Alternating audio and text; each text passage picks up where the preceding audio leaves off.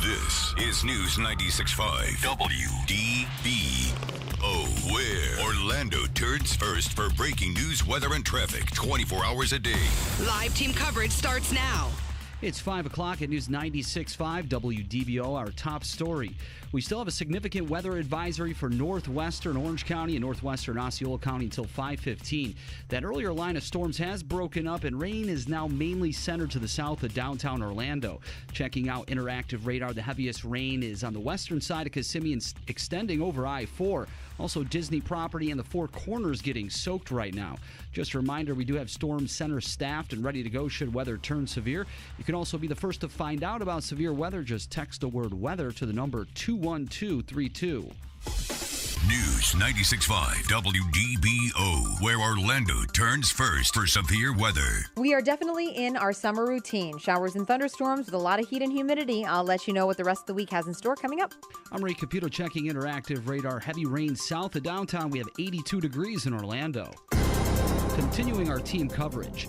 Before he was fatally shot by police in Baton Rouge, Alton Sterling was involved in a similar encounter with police. Reporter Aaron Katersky with more. Alton Sterling's fatal encounter with police last week began the same way as his arrest in May 2009. That's when, according to a Baton Rouge police report, Sterling had been selling CDs outside a convenience store when someone complained of Sterling pulling out a gun. There was a scuffle with an officer who said Sterling tried to resist. Then a black semi-automatic handgun fell from his waistband. Family attorney L. Chris Stewart said Sterling's past doesn't matter now. The only thing you need to be judging is what you saw on that videotape.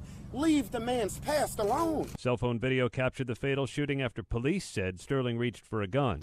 Data analyzed by the Associated Press suggests that a suburban St. Paul Police Department whose officer killed a black driver last week has been disproportionately arresting African Americans. The AP and other media requested arrest data from the St. Anthony's Police Department after the death of Philando Castile.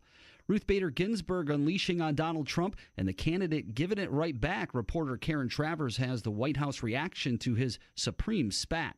The White House is defending Supreme Court Justice Ruth Bader Ginsburg after Donald Trump said her mind is shot.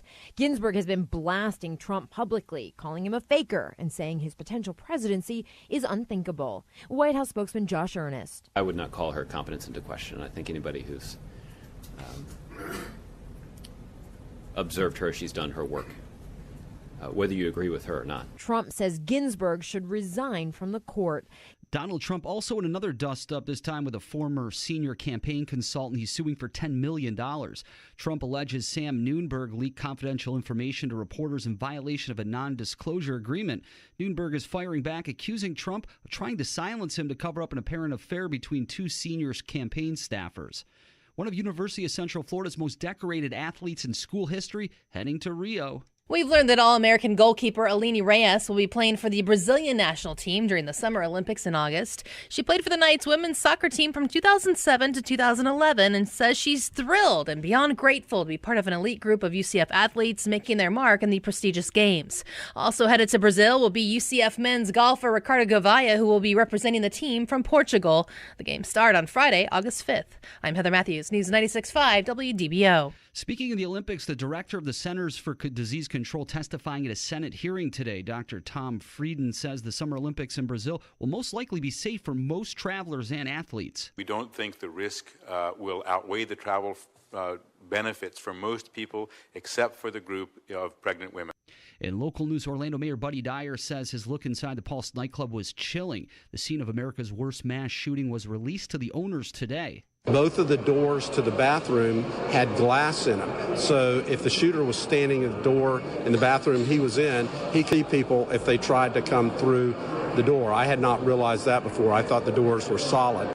Dyer spoke with Channel 9 Eyewitness News. Up until today, Orlando police have been guarding the fenced perimeter. People are still stopping by to pay respects and leave tributes to the 49 people killed. Big changes on the road this week for Maitland residents. The I-4 Ultimate Project will cause a major detour. Crews will close the I-4 westbound ramp from Maitland Boulevard eastbound Friday night. The plan is to have the new ramp open by Monday morning, but that shift could be a problem for commuters. I mean, what can I do? Nothing I can do about it. I can't control, but I just have to, work with it and do what I can for sure. In Altamont Springs, FDOT plans to close the intersection of Douglas Avenue and Central Parkway each night next week. Daryl Moody, News 96.5 WDBO. And first, the Citrus Bowl getting a new name. Now the Orlando Eye. We're hearing the giant Ferris wheel on I-Drive will be rebranded. Get this, the Coca-Cola Orlando Eye. It's 5:05 at News 96.5 WDBO. Hey, boss, look at this. I just got a $200